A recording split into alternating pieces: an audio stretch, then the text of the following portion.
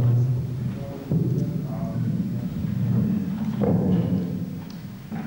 Amen.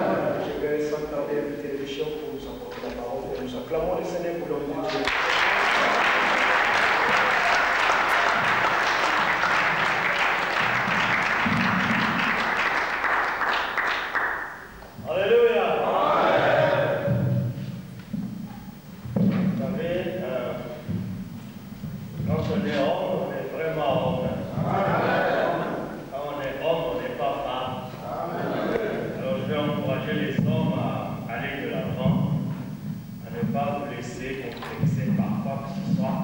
Ce que vous avez à faire, faites-le.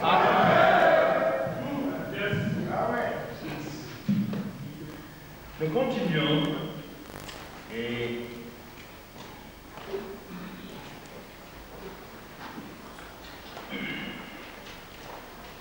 avec ça fait déjà le troisième message, nous lisons le même texte. Dans ce livre du prophète Ézéchiel, chapitre 37. Ézéchiel 37, lisons verset 1 jusqu'au verset 20. Ézéchiel 37, 1 à 20. Nous lisons. La main de l'Éternel fut sur moi,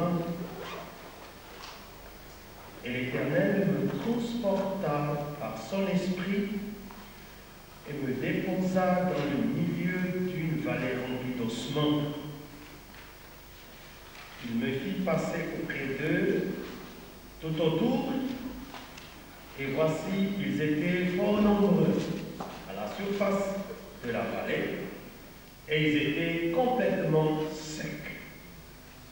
Il me dit, prophétise sur ces eaux, et dis-leur, ossements desséchés, écoutez la parole de l'Éternel.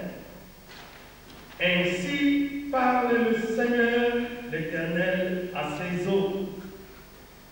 Voici, je vais faire entrer en vous un esprit, et vous vivrez. Je vous donnerai des nerfs, je ferai croître sur vous de la chair, je vous couvrirai de peau, je mettrai en vous un esprit, et vous vivrez, et vous saurez que je suis l'Éternel. Je prophétisais selon l'ordre que j'avais reçu, et comme je prophétisais, il y eut un bruit, et voici, il se mit en mouvement, et les os s'approchèrent les uns des autres. Je regardais, voici le vin des nerfs, la chair crue et la peau, les couvrit par-dessus, mais il n'y avait point en eux d'esprit. Il me dit, prophétisez par l'esprit. Prophétise, fils de l'homme, et dis à l'esprit, ainsi parle le Seigneur l'Éternel. Esprit, viens des quatre vents, souffle sur ces morts, et qu'ils revivent. Je prophétisais selon l'ordre qu'il m'avait donné, et l'esprit entra en eux, et ils reprirent vie. Et ils se tinrent sur leurs pieds. C'était une armée nombreuse, très nombreuse. Il me dit, fils de l'homme, ces eaux, c'est toute la maison d'Israël. Voici, ils disent, nos os sont desséchés, notre espérance est détruite, nous sommes perdus. Prophétise donc et dis-leur, ainsi parle le Seigneur, l'Éternel. Voici, j'ouvrirai vos sépulcres, je vous ferai sortir de vos sépulcres, ô mon peuple, je vous ramènerai dans le pays d'Israël, et vous saurez que je suis l'Éternel lorsque j'ouvrirai vos sépulcres, et que je vous ferai sortir de vos sépulcres, ô mon peuple. Je mettrai mon esprit en vous, et vous vivrez, je vous rétablirai dans votre pays, et vous saurez que moi, l'Éternel, j'ai parlé à Agir.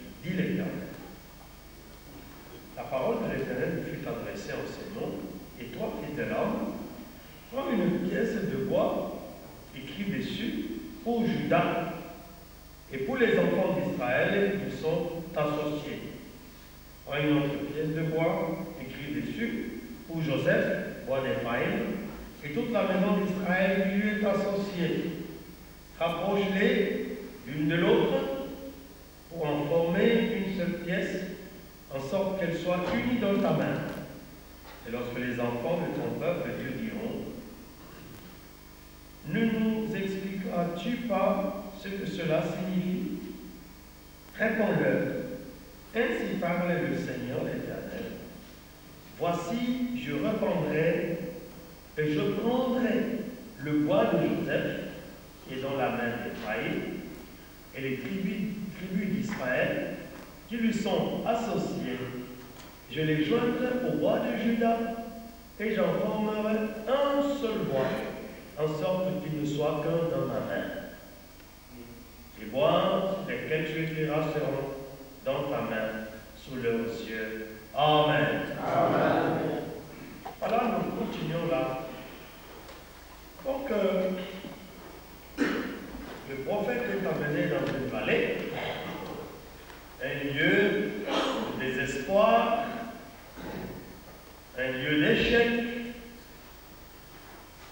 un lieu où il n'y a pas de vie, un lieu de mort. Et le spectacle qui est devant lui, c'est la mort, c'est le dessèchement. Il n'y a pas de vie. Et c'était beaucoup d'os. Et nous avons vu que la première chose que le prophète a faite, c'était de prophétiser sur les ossements. Au verset 4, la prophétie, ossements desséchés. Écoutez-moi. Nous avons vu l'importance de proclamer la parole prophétique sur les hommes, sur les femmes, sur les événements, même si apparemment ça n'a pas d'espérance. Vous savez que j'ai déjà lu au moins 2 histoires. La dernière histoire que j'ai lue, c'est un prédicateur qui vient d'Angleterre. C'est un noir, je crois qu'il est quelque part là. Dieu lui a dit de commencer une église. Il a loué une salle, il a acheté des banques, mais il n'avait pas de fidèles. Dieu lui a dit, va, commence les réunions dans l'église. Il est venu, il a trouvé la salle vide, mais Dieu lui a dit, commence les réunions. Il a commencé les réunions. Il a fait des réunions comme si la salle était remplie. Frères et sœurs, nous sommes au début de notre culte. Je vous accueille tous dans cette salle. Au nom de Jésus, Amen.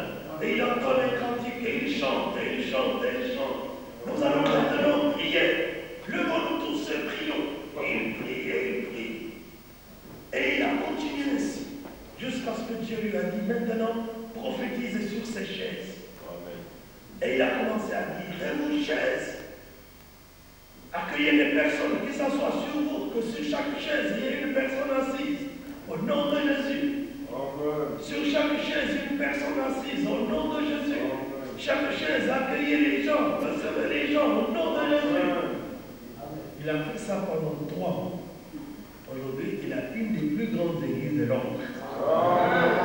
Parce que la parole prophétique, même sur les ossements desséchés, engendre la vie. Alléluia. Et c'est normal. C'est normal. Lorsque nous sommes arrivés sur Chaussée des Actes, il n'y avait que la partie de devant qui était remplie. Là derrière, il n'y avait rien, le balcon était vide. Et le Saint-Esprit m'a envoyé là-bas pour prier, parfois pour passer la nuit, mais aussi pour parler aux chaises, pour parler à l'espace vide. Et pour dire, j'entends qu'il y ait des gens partout là-bas, jusqu'au bout, qu'il y ait des gens jusqu'au balcon. Je vois, le balcon est rempli. Frères et sœurs, vous qui êtes au balcon, levez-vous, acclamons le Seigneur. Si quelqu'un me trouvait là, il allait dire, cet homme est fou, il est complètement détraqué. Bien, frères et sœurs, je vous assure que la parole de Dieu marche. Maintenant, même nos prières que nous faisons tous les soirs, vous êtes ici hier, mais hier nous avions des gens jusqu'au balcon. Le balcon était presque rempli. Chaque soir, ça fait 2 semaines, que chaque soir nous avons des noms de prière. La salle est remplie, le balcon est rempli, et parfois le hall d'entrée est rempli. Ce soir, nous aurons notre culte. J'attends que le hall aussi soit rempli ce soir. Amen. Amen. Apprenons à parler aux ossements desséchés. La parole prophétique crée la vie. Amen. Amen. Alléluia. Amen.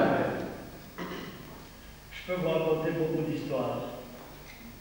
Mais sachez-le, quand vous êtes dans une situation de désespoir, Dieu nous a donné la bouche, Dieu nous a donné la langue, Dieu veut utiliser notre bouche, prophétise des choses sur ces situations. Et tu vas voir que ça va s'accomplir. Amen.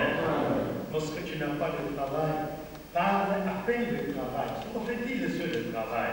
Dis travail et précise le travail, travail de ceci, de cela. Viens au-devant de moi, je t'attends. Merci beaucoup, gloire au Seigneur. Amen. Quand j'ai commencé à faire de telles choses, ma femme, c'est la première à qui j'expérimente ces choses.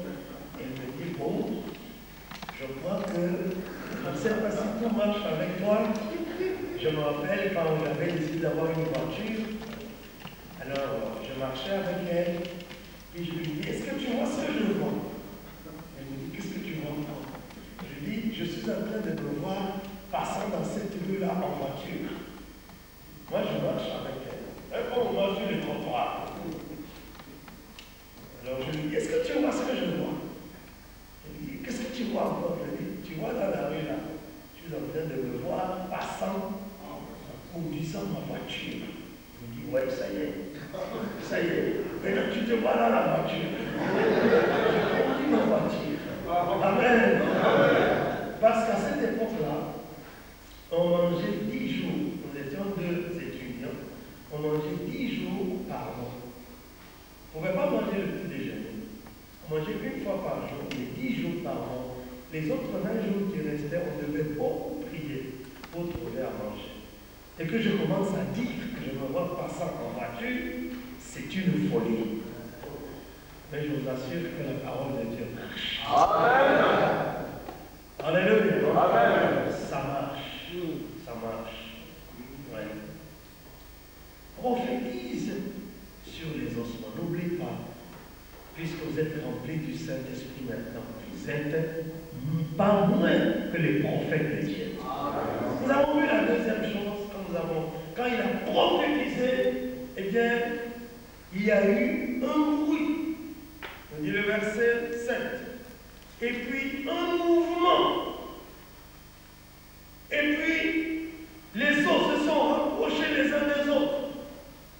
Chaque jour quand je prie pour mon église, je proclame que les gens qui sont au nord, au sud, à l'est, je le dis tous les jours, parce que je crois à cette puissance-là, qui va rapprocher les gens. Les gens viendront du nord, c'est ce que nous dit la Bible, viendront du sud, de l'est et de l'ouest, et ils vont se rassembler là-bas. Amen. Mais maintenant, nous sommes en train de lutter avec l'ensemble de l'Église pour avoir 10 000 hommes. Nous les avons, 10 000 âmes. 10 000, nous allons les avoir. Amen. Amen. La prochaine fois qu'on viendra nous visiter à Bruxelles, vous allez trouver une grande assemblée. Nous bâtissons un sanctuaire d'environ 3500 places. Et nous voulons avoir 3 services pour commencer dans ce sanctuaire-là. Et chaque service aura au moins 3500, sinon plus. Amen. Amen. Amen. Chaque dimanche, autour de notre sanctuaire, ce sera extraordinaire. Nous le proclamons, nous le prophétisons, nous le publions. Ça va se passer. Amen. Vous allez le voir. Amen. Mouvement, et puis les nerfs, et puis la chair, et puis la peau.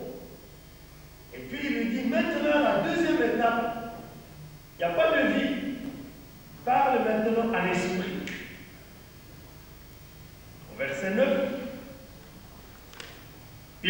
prophétise. Esprit, viens des 4 vents, souffle sur ces morts et qu'ils vivent, qu'ils revivent.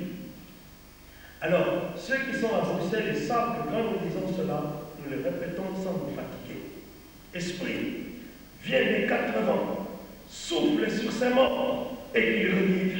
Esprit, viens des 4 vents, souffle sur ces morts et qu'ils revivent. Esprit, viens des 4 vents, souffle sur ces morts et qu'ils revivent. Esprit, viens des 4 vents, souffle sur ces morts et qu'ils revivent. Esprit, viens des 4 vents, souffle sur ces morts et qu'ils revivent. Esprit, viens des 4 vents, souffle sur ces morts et qu'ils revivent. Et on répète cela. Alléluia. Et on répète, on ne se fatigue pas.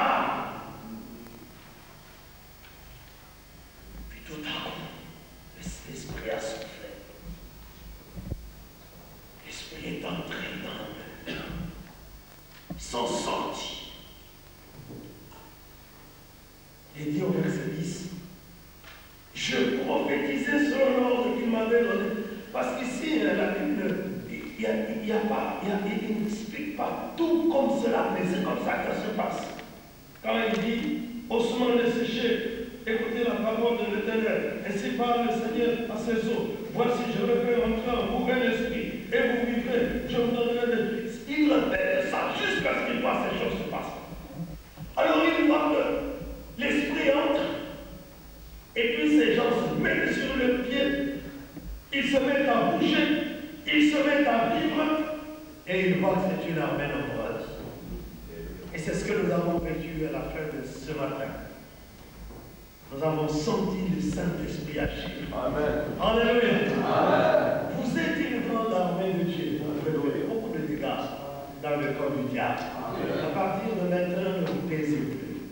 Utilisez la langue que Dieu vous a donnée pour prier. Utilisez la langue que Dieu vous a donnée pour chanter. Utilisez la langue que Dieu vous a donnée pour prophétiser. Vous vous rappelez de ces 12 messieurs que l'apôtre Paul a trouvés, n'est-ce pas, dans les Actes, chapitre 19.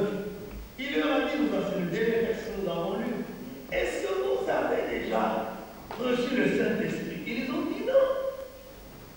Nous n'avons jamais même entendu parler qu'il existe un Saint-Esprit. Alors Paul prie pour eux, ils ont parlé en langue et ils les ont prophétisés. Vous avez bien lu le texte. Ils ont parlé en langue, le verset 6 du chapitre 19 des Actes, et ils ont prophétisé. Paul dit ceci, je désire que vous parliez tous en langue, mais plus que vous prophétisiez. Pourquoi? Parce que la prophétie, c'est parler prendre les paroles de Dieu et les publier. C'est prendre les paroles de Dieu et les publier. Vous êtes des prophètes de Dieu. Amen. Vous vous rappelez du roi Saül? Dès qu'on lui a fait l'onction par Samuel, royal, il s'est mis à prophétiser. D'où le proverbe, Saül est-il parmi les prophètes? Il a rencontré une troupe de filles de prophètes. Il chantait des cantiques, il dansait et il prophétisait.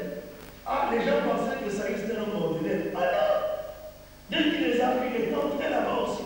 Il a commencé à danser. Et puis ils ont vu qu'il a commencé à prophétiser. Alléluia. Amen. Prophétise. Cela ne veut pas dire que tu dois te mettre à trembler et puis les paroles vont venir et puis tu vas prophétiser. Non! Quand c'est que la Bible te dit et proclame. C'est ça la vraie. Tu lis un verset, ça te touche, tu t'arrêtes. On ne lit pas la Bible au hasard, tu sors ton stylo, tu écris ce verset-là, tu dis toute cette journée, je vais le proclamer. Tu es assis, quelque part tu sors, tu le publies, tu le proclames, tu le remets en poche. Tu restes quelques minutes et tu le sors encore. Tu le publies, tu le proclames, tu le remets en poche. Amen.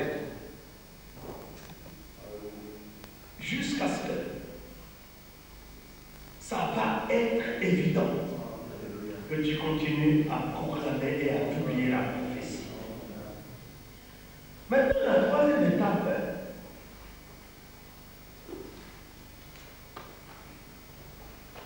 au verset 11, il dit,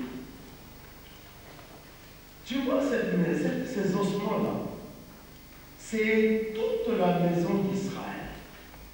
C'est comme si le Seigneur disait, c'est tous les hommes de l'Église de Dieu en Belgique.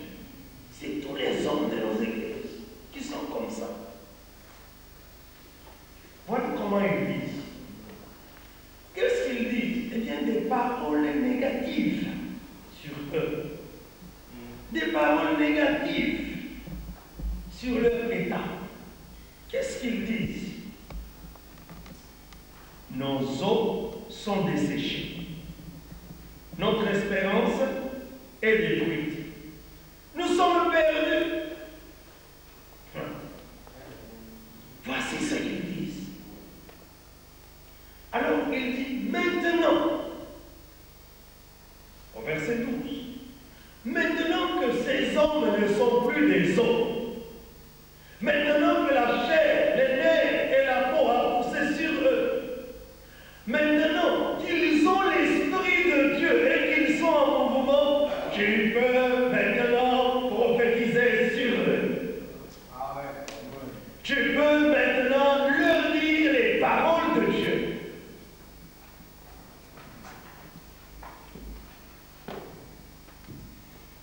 Prophétise donc, verset 12. Il dit leur, ainsi parle le Seigneur l'Éternel. Voici, j'ouvrirai vos sépulcres.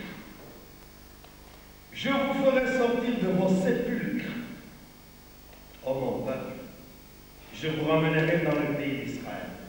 Et vous saurez que je suis l'Éternel lorsque j'ouvrirai vos sépulcres et que je vous ferai sortir de vos sépulcres. Ô mon peuple, je mettrai mon esprit en vous et vous vivrez. Je vous rétablirai dans votre pays et vous saurez que moi, l'Éternel, j'ai parlé et agi, dit l'Éternel. Amen. Amen. Il dit maintenant, la troisième étape, c'est que tu prophétises sur les hommes. La première chose, tu vas prophétiser sur les ossements. La deuxième chose, tu as prophétisé sur l'esprit. Et tout cela était focalisé pour que les hommes puissent être debout et vivants. Maintenant, c'est à eux. Maintenant, c'est à eux parce que, après qu'ils aient reçu le baptême du Saint-Esprit, leur langue a été maîtrisée par le Seigneur. Leur langue doit changer. Voici ce qu'il disait avant. Nos os sont desséchés, notre espérance est détruite, nous sommes perdus. Ils doivent maintenant passer du langage négatif au langage positif d'espérance. Frère, notre Dieu est un Dieu d'espérance. Notre Dieu est un Dieu du lendemain. Notre Dieu est un Dieu du futur. Il dit au prophète, je connais les projets que j'ai formés sur toi. Projets de paix et non de malheur. Je veux te donner un avenir et de l'espérance. Notre Dieu est un Dieu de l'avenir, un avenir prometteur. Est-ce que vous savez que nous avons, nous, hommes de Dieu, nous, enfants de Dieu, nous, hommes qui avaient reçu la parole prophétique, qui avons reçu le Saint-Esprit de Dieu, qui vivons par l'Esprit, qui marchons par l'Esprit, savez-vous que nous avons un avenir prometteur? Nous ne sommes jamais déçus et nous ne le serons jamais. Prophétise maintenant à ces hommes afin qu'ils puissent changer leur mentalité. Que cette mentalité commence par leur Ne parle plus jamais désespoir. Ne parle plus jamais découragement. Ne parle plus jamais déception. Écoute-moi, peut-être que tu es sur le point d'abdiquer, d'abandonner ce que Dieu t'a demandé de faire. Il n'y a pas moyen d'abandonner parce que la prophétie de Dieu te concerne. Cette prophétie est pour toi. Amen. Il dit, parle-leur maintenant, homme rempli du Saint-Esprit. Il dit, vous n'êtes pas perdus. J'ouvrirai vos sépulcres. Qu'est-ce que ça veut dire? Quand je lisais cela, je dis, Seigneur, qu'est-ce que ça veut dire? Donne-moi l'intelligence de comprendre ces choses. Et le Seigneur m'a dit, le sépulcre. Les sépulcres, parce qu'il dit, j'ouvrirai vos sépulcres. Les sépulcres, c'est là où Satan a enterré nos bénédictions. Satan a enterré nos espoirs. Satan a enterré nos projets d'avenir. Satan a enterré la croissance de nos églises. Satan a enterré toutes les bénédictions que Dieu a préparées pour nous. Il dit, dites-le que je vais ouvrir cette sépulcre-là. Alléluia. Il n'y a rien qui va rester fermé. Je vais les ouvrir. Afin que ce que Satan a dérobé, ce que Satan a enterré, ça puisse vivre. Vous savez comment Satan fait? Je me rappelle en 1973, en 1974, on avait proclamé la zaïrianisation au Congo. Ça veut dire quoi? Ça veut dire que tout devait entrer des nationaux. Ça veut dire que les Grecs, qui étaient des commerçants, les Italiens, les Portugais, les Belges, les Sénégalais, tous ces gens, on devait les déposséder pour donner cela aux Congolais qui n'ont pas travaillé. Entre parenthèses, c'est une des choses qui a ruiné notre pays. Parce que notre gouvernement avait volé la force des étrangers, tout ce qu'ils avaient produit. Il n'y a aucun homme qui a le droit d'arracher le bien de quelqu'un qui a travaillé, qui a souffert, simplement parce qu'il n'est pas de ce pays-là. C'est contre la parole de Dieu. Heureusement que les hommes de Dieu courageux s'étaient levés déjà dans les années 90. J'ai suivi, un jour j'étais à Bukavu, je suivais à la télévision. Il y a un frère qui était avec lui à la Jérusalem à Bruxelles. Il est passé à la télévision à Kinshasa et il a proclamé, je suis descendu et il dit, demandons pardon au Seigneur. Nous avions dépossédé les étrangers, nous avions volé les étrangers, nous avions dépouillé les étrangers. C'est pour cette raison, Dieu ne peut pas bénir notre économie tant que nous avons vécu de la sueur des autres et nous les avons mis à la porte. Mais ce que je voulais dire, c'était que quand les Grecs ont vu que tout leur produit va être pris par des gens qui n'ont pas souffert, là, nous, ils ont creusé des grands trous. Ils ont enterré toutes leurs marchandises. Tout est couvert de sable. Et ça a pris jusqu'à ce jour. Et vous venez du jour au lendemain, le magasin qui était rempli de vide. Ils ont tout enterré. C'est ce que Satan fait parfois de nos bénédictions. Satan sait que nous allons jouir des bénédictions. Satan sait que nous sommes un peuple des promesses. Et chacun dans le domaine qui le concerne. Dieu ne fera jamais de tous pasteurs et prédicateurs. Il y a parmi nous des gens qui sont habiles dans les travaux de main. Il y en a d'autres qui sont habiles, n'est-ce pas, dans d'autres métiers. Dans votre métier là, Dieu va travailler avec toi. Il va te bénir dans ce métier-là. Mais qu'est-ce que Satan fait? Satan prend tout ce qui est à toi, il enterre. Tu travailles comme si tu ne travaillais pas. Tu travailles et tu ne vois pas le produit de ton travail. Tu es pasteur, tu pries, tu jeûnes, tu veilles. Les gens ne viennent pas. Tu es commerçant, tu tournes à gauche, à droite, tu vas à Hong Kong, Bangkok, tu vas à Singapour, tu reviens, tu ne vois pas d'argent. Tu travailles dans une entreprise, on ne fait pas, on ne t'augmente pas les salaires. Tu es comme si tu travaillais dans le vide. Parce que Satan a enterré ce qui est à toi. Il t'a caché cela. Et c'est pour cette raison, la prophétie sur nous-mêmes doit être une prophétie où nous réalisons ce que Satan a caché et nous ordonnons que ces choses entendent la voix de Dieu, que ces choses puissent se comprendre dans leur état là des choses et ils doivent revenir et sortir de ces sépulcres. Jésus est arrivé devant, n'est-ce pas, ce sycomore, il est arrivé devant ce figuier et qu'il n'a pas trouvé du fruit, il a parlé au figuier.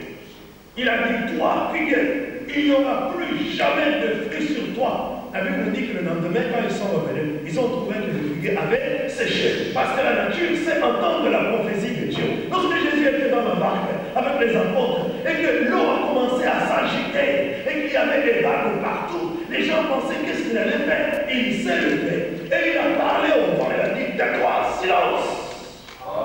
Et le vent s'est tué.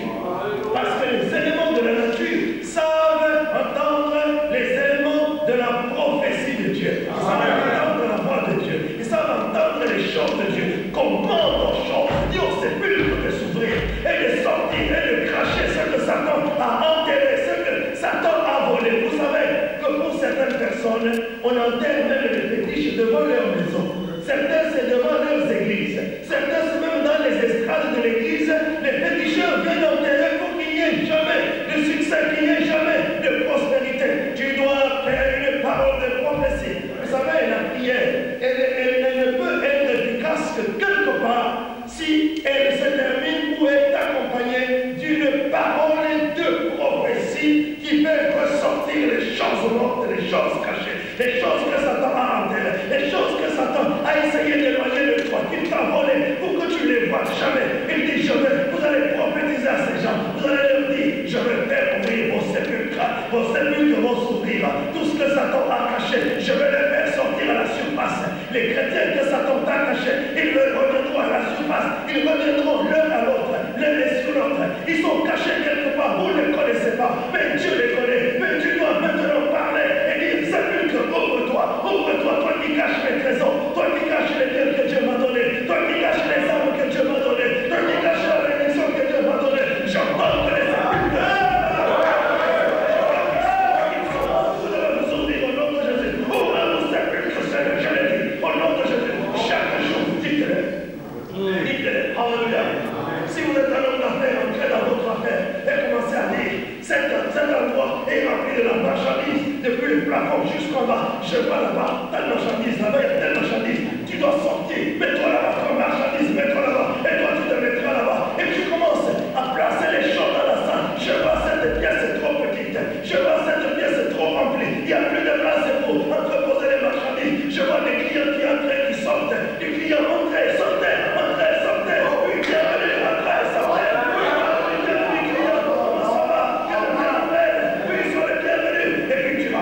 Ces choses-là, après un temps, les choses vont se passer. C'est ça que les gens de l'occultisme ont volé. Ils le font et vous dites que c'est la magie. Non, ce n'est pas la magie, c'est la parole de Dieu, c'est la prophétie de Dieu. Prophétise sur les sépulcres, parle aux sépulcres. Dieu dit ceci: voici, j'ouvrirai vos sépulcres. Je vous ferai sortir de vos sépulcres. Vous savez qu'il y a des gens qui sont vivants, mais ils sont des morts. Quand tu es vivant et que tu ne produis rien de bon, qui es-tu? Tu es un mort. Chez toi, on t'écrit, on te dit, envoie-nous un camion. Tu dis, je ne sais pas envoyer le camion. Tu es quoi? Alors Dieu va te sortir de ce sépulcre-là. Amen. Tu sortiras de là. Tu vas être vivant.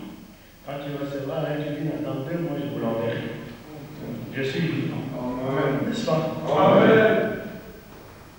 Les hommes ont toujours, les parents ont toujours l'habitude de dire, je suis encore là. N'est-ce pas? Dernièrement, ma nièce, mon frère était mort il y a 10 ans. Maintenant, ça va vite. Avait laissé 10 enfants. Une de mes nièces m'a téléphoné un dimanche.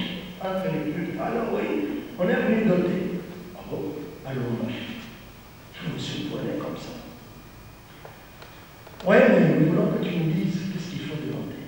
Oh, je dis, donc, Mais je suis en train de dire que je ne pense pas à des choses comme ça. Bon, ben, appelez-moi dans 10 minutes, que je vous concentre. Vous voyez, quand tu sors d'un culte, tu attends d'aller voir un deuxième culte, le coup de fil vous dit, on vient d'ôter. Qu'est-ce qu'il faut demander? Bon, je ne vais pas des versets bibliques.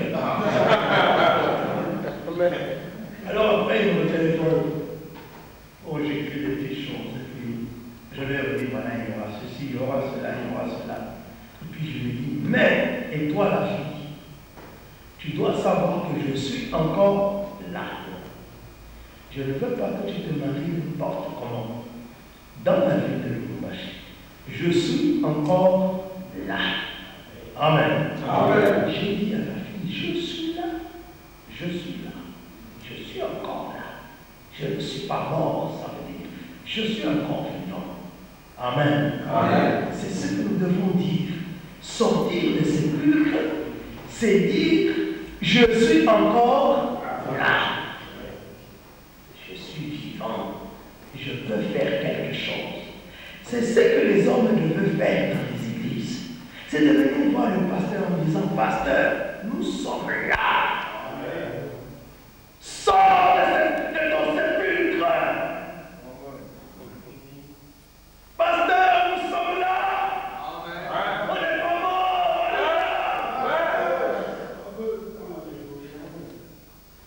Je vais vous faire sortir de vos sépulcres, oh mon peuple. Et je vous ramènerai dans le pays d'Israël. Non, cela ne veut pas dire qu'il va vous ramener au Cameroun ou au Congo. Non. Entendez ici, le pays d'Israël, c'est la terre de promesse, c'est le pays de bénédiction. C'est le pays d'Abraham, d'Isaac et de Jacob. C'est en Israël qu'il y a la bénédiction. Dieu veut dire, non seulement je vous fais sortir de la mort, mais je vous amène sur le lieu de votre bénédiction.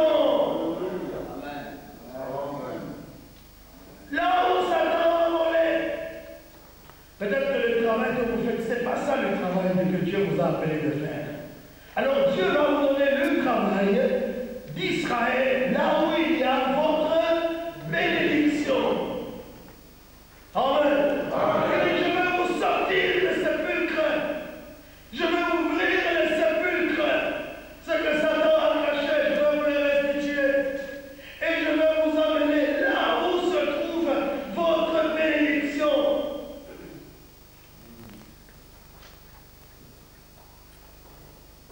Verset 13.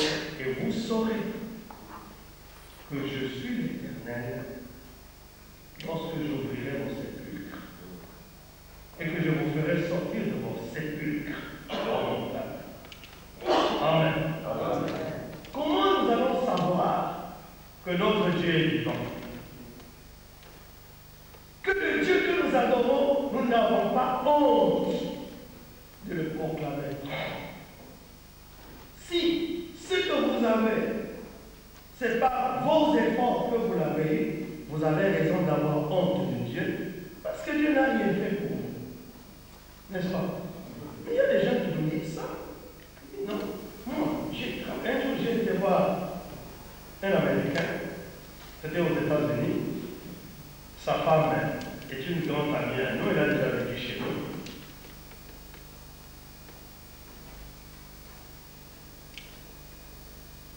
Lui-même ne croit pas au Seigneur. Il m'a reçu dans sa grande cour comme cela arrive aux Américains, d'avoir des maisons agréables. Et puis il m'a dit, vraiment, tout ce que tu vois ici, et j'ai travaillé de ses mains. Il y avait dehors 2 jaguars de voitures, une pour sa femme et une pour lui. Sans compter la petite chose là. Il a dit, révérend, tout ce que tu vois ici, c'est mes mains ici. J'ai travaillé toute ma vie. Ça veut dire quoi? Je ne suis pas reconnaissant envers Dieu. J'ai bossé, puis j'ai gagné, point. Mais vous avez aussi des gens qui disent, tout ce que j'ai ici, c'est la main du Seigneur. Amen.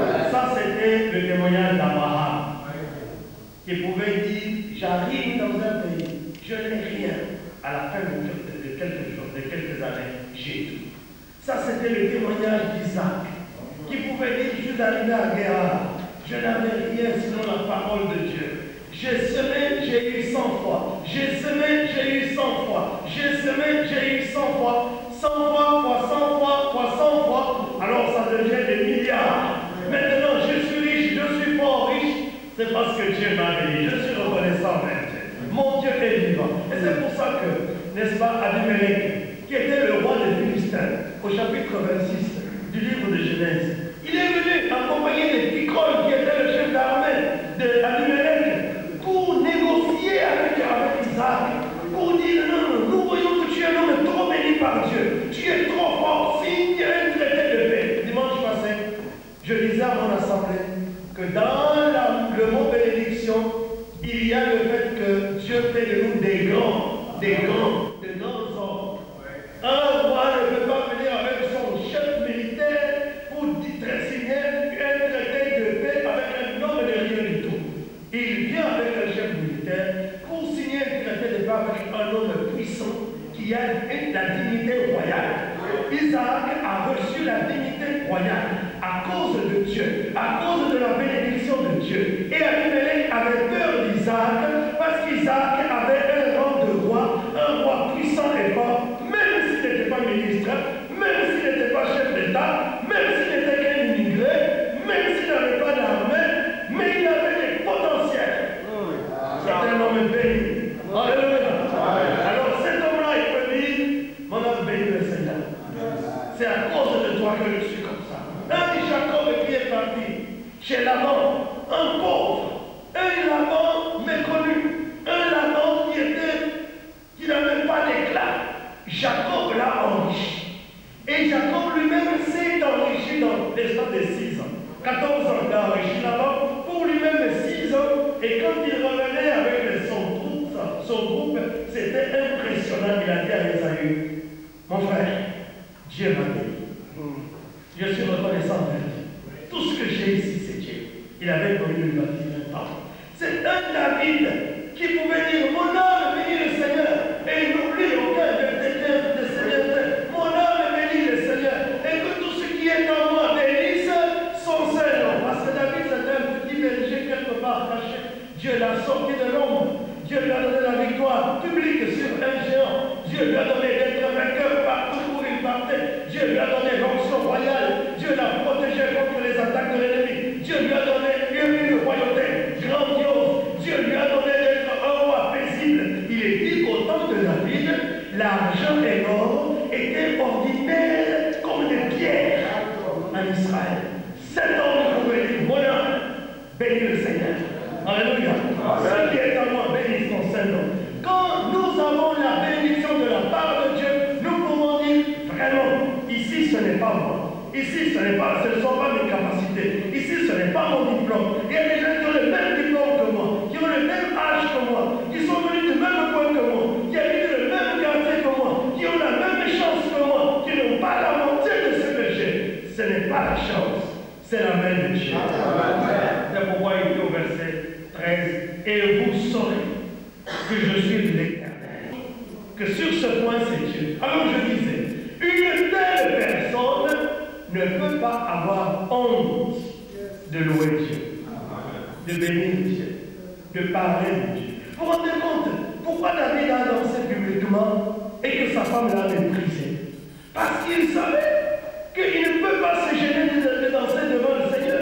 Il y avait l'arche de l'alliance devant, qu'on transportait, qu'on amenait en triomphe, et lui il réalisait que s'il est roi, que s'il a l'argent, que s'il est connu, que s'il a des ouvriers, des fonctionnaires, que si les autres États l'accueillent avec beaucoup de respect, c'est parce que Dieu a agi dans sa vie. Devant un tel Dieu, qu'est-ce qu'il peut faire? Sinon danser publiquement, parce que ce n'est pas un homme qui l'a mis là-bas, ce n'est pas un homme qui va le destituer.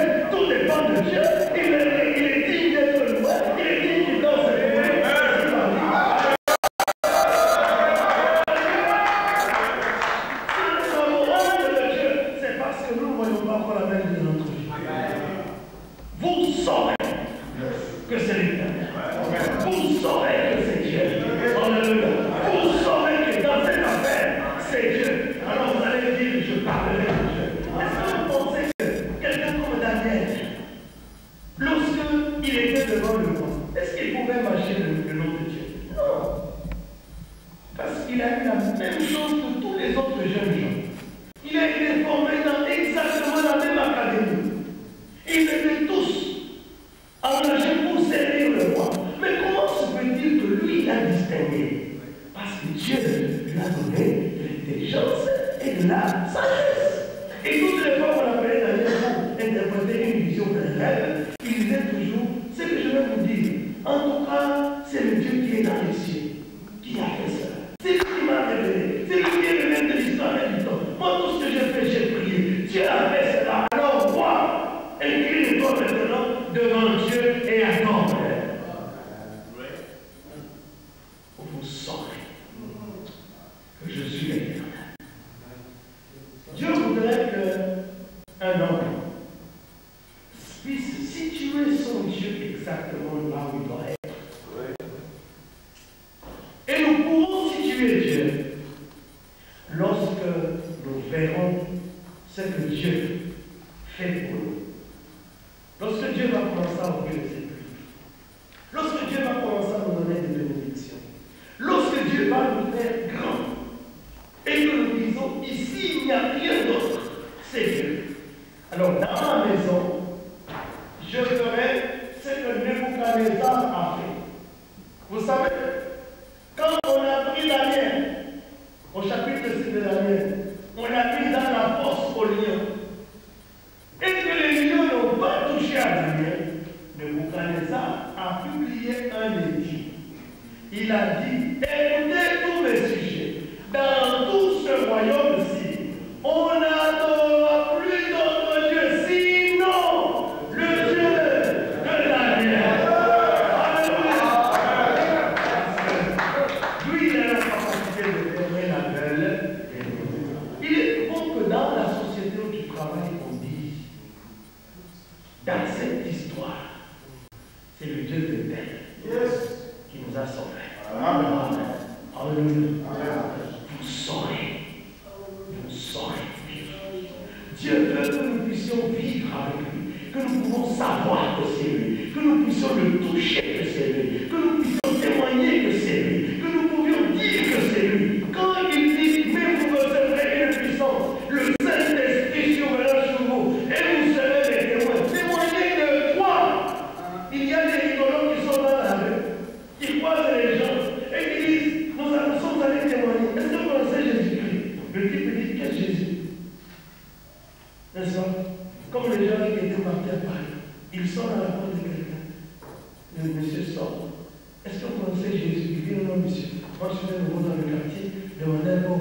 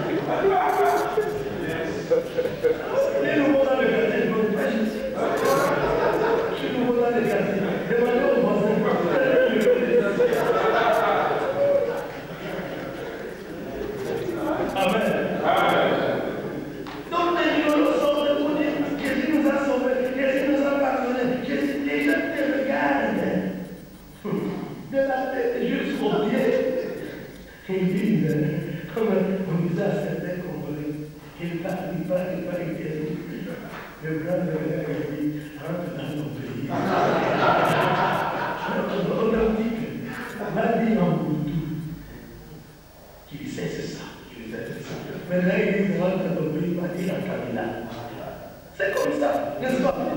Parce que tu commences à te parler de Jésus, il te regarde, la voiture, c'est pas ça. N'est-ce pas? Tu dépends de... Et puis tu dis, je vais te témoigner Jésus. Quel Jésus? Mais, si tu avais une villa compliquée dans ton quartier,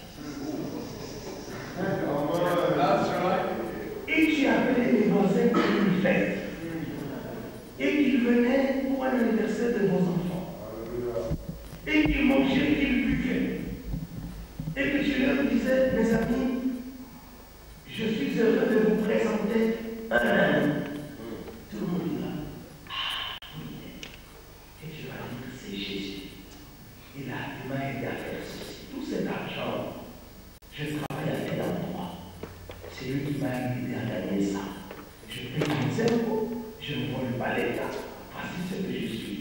Mon ami Jésus m'a aidé. Je vous assure qu'il va demander son adresse. Où il est? Vous allez me dire, il est dans ma Bible.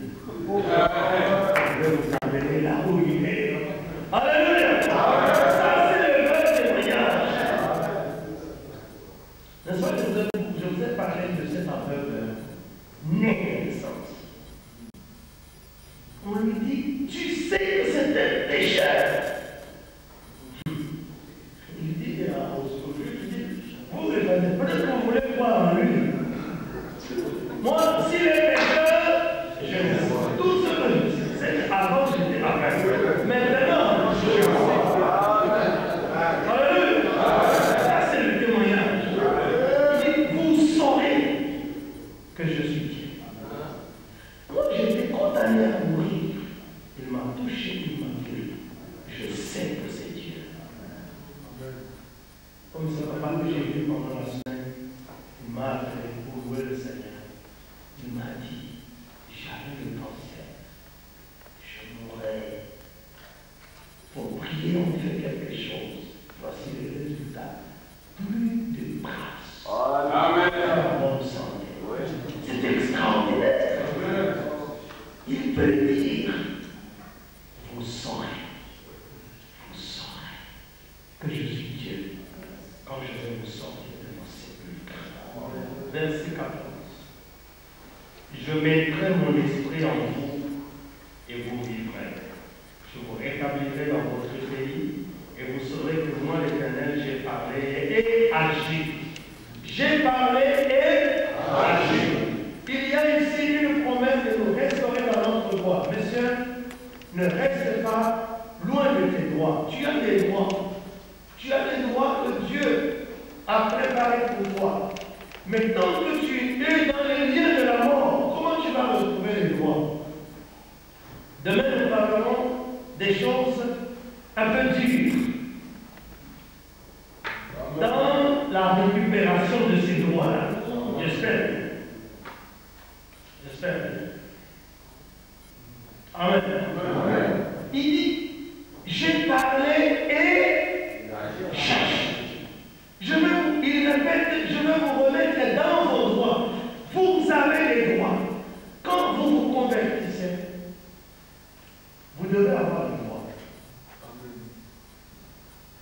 Quand vous commencez à vivre pour Dieu, vous n'avez pas de devoir. Vous savez, le problème, les gens ont peur de la vie chrétienne parce qu'on pense au devoir. Aller au culte, aller au réunion de prière, faire le ministère, chanter devant la maison. Oh, non, pas. Non, c'est trop. Jeûner, veiller, aller dans les retraites. On n'enseigne que des devoirs. Mais Dieu dit à Israël, il y a des devoirs, c'est vrai. C'est comme quand on mange dans une maison, on fait la vaisselle avec plaisir. Mais vous avez des droits. Et ces droits-là, Dieu veut que vous récupériez chacun de vos droits, l'un après l'autre. C'est ça le retour dans votre pays. Dans votre pays de promesse. Il ne s'agit pas d'un territoire physique, il s'agit du lieu spirituel où tu vas vivre tes promesses avec Dieu. Les promesses de la guérison, les promesses de la prospérité, les promesses que Dieu va faire de toi un grand monsieur, les promesses que Dieu va te rendre pénon, les promesses que Dieu va faire des tas et des tas de choses qu'il a fait avec les autres, comme vous allez le voir demain. Tu as des droits. Quand tu vas quitter ici, tu partiras avec des droits. Tu as la liste des droits et Dieu a dit, j'ai parlé et j'agis. Et nous voulons que Dieu agisse en notre faveur maintenant. Amen. Nous allons nous élever dans la prière. Notre Père, notre Dieu, notre Seigneur, merci au nom de Jésus. Je voudrais, Seigneur, que l'ensemble de ton peuple puisse écouter cette parole de prophétie. Je sais que c'est une parole qui est puissante et qui est efficace, une parole où tu veux nous mettre dans nos droits, une parole où tu veux nous sortir de nos sépulcres, c'est que Satan a enterré, c'est que Satan a enterré, tu veux le déterrer. Il y a certainement des choses, il y a certainement des bénédictions que Satan a enterrées